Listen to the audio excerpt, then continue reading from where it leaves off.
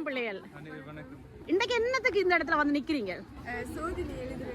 சோதனை தேர்வு செய்யறதுக்கு வந்து நிக்கிறீங்க. எத்தனாம் ஆண்டு நீங்க செய்யறீங்க? நான் 11ஆம் ஆண்டு. 11 ஆண்டுகளா நீங்க பிரான்ஸ் மண்ணில தமிழ் படிச்சோண்டிருக்கீங்க. நீங்க 10 ஆண்டுகளா பிரான்ஸ் மண்ணில தமிழ் படிச்சோண்டிருக்கீங்க. இந்த தமிழ் மொழியை படிக்க உங்களுக்கு என்னென்ன கஷ்டங்கள் ஏற்பட்டது, என்னென்ன துன்பங்கள் வந்தது?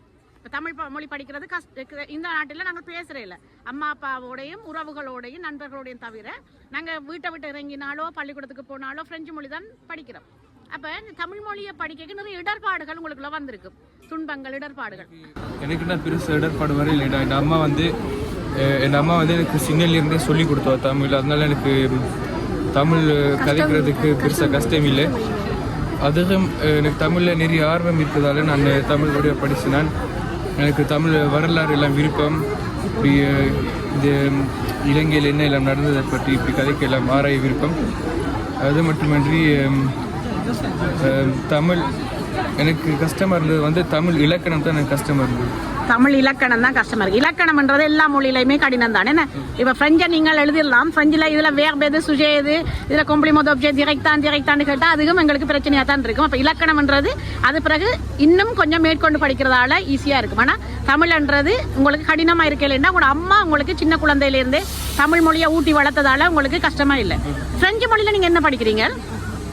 பிரெஞ்சு மொழியில் நான் சுகம் படிக்கிறேன், லிசேயில் படிக்கிறீங்க. தமிழ் படித்து போட்டு உங்களோட எதிர்காலத்தில் இந்த தமிழ் சார்ந்தோ தமிழர்கள் சார்ந்தோ என்ன செய்ய எண்ணப்பாடு இருக்கு உங்களுக்கு? நான் தமிழ் படித்தது சின்ன பிள்ளைகளுக்கு வளர்க்கலாம் இருக்கேன். சின்ன பிள்ளைகளுக்கு தமிழ் சொல்லி கொடுக்கலாம்னு இருக்கீங்க. ஓகே. அப்போ அந்த கதை சொல்றதுக்கு முதல்ல எங்களுக்கு நிறைய நூல்கள் தேவையல்லோ. இப்போ நிறைய நூல்கள் தமிழில் இருக்குது, ஆனால் ஃப்ரெஞ்சு மொழியில் இல்லை. ஃப்ரெஞ்சுக்காரருக்கு எங்களுடைய வரலாறு தெரியாது. ஏன்னா நிறைய நாங்கள் நூல்கள் இல்லை எங்களோட சார்ந்த நூல்கள். அப்போ அந்த நூல்கள் எல்லாம் எழுதுகிற எண்ணப்பாடு ஏதாவது இருக்கா உங்களுக்கு? இந்த வரலாறு உங்களுக்கு பிடிக்குமன்றீங்க, இந்த வரலாறு ஃப்ரெஞ்சில் எதிர்காலத்தில் எழுதுகிற எண்ணப்பாடு ஏதாவது இருக்கா உங்களுக்கு?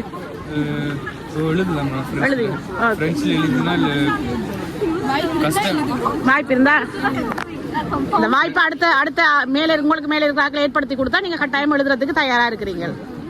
வேற ஏதாவது இந்த தேர்வை பற்றி, தமிழ் சோழியை பற்றி, தமிழை பற்றி, தமிழர்களை பற்றி ஏதாவது சொல்ல விருப்பமா? தமிழ் படிக்கிறது நல்லது என்றால் நாங்கள் தமிழ் மொழியிலிருந்து தான் வரோம். நான் தமிழாக்கள். இப்போ நான் கட்டாயம் தமிழ் படிக்கணும், தமிழை மறக்கக்கூடாது என்ற எங்களோட மொழி, எங்களோட அடையாளம். எங்களோட இனம், நாங்கள் அங்கிட்டு தான் வந்து நாங்கள் எங்களுடைய அம்மா அப்பா இலங்கையை விட்டு எங்களுக்காக ஒரு நல்ல வாழ்க்கை வரணும்ட்டு இங்கே கொண்டு வந்தாங்க. அதில் நாங்கள் அதை தமிழை மறக்கக்கூடாதுன்னு சொல்கிறது கஷ்டப்பட்டு தான் வந்தாங்க. நாங்கள் அதை பெருமைப்படுத்துவோம். அழகான செய்தியை சொல்லுவீங்க. தமிழ் எங்களுடைய தாய்மொழி. இலங்கையிலிருந்து நாங்கள் எங்களை உயிரை காப்பாற்றி இங்கே வந்திருக்கிறோம். அப்போ அந்த கூட்டி கொண்ட அம்மா அப்பாவுக்கு பெருமை சேர்க்கிற மாதிரி எங்களுடைய தாய்மொழியின் வளத்தை நாங்கள் சிறப்பாக செய்யணும். தாய்மொழிக்கும் தமிழர்களுக்கும் பெருமை சேர்க்கணும்னு சொல்லிக்கிறீங்க. அழகா சொல்றீங்க. நன்றி அம்மா. உங்களோட தேர்வுகள் சிறப்பாக வாழ்த்துக்கள். நன்றி.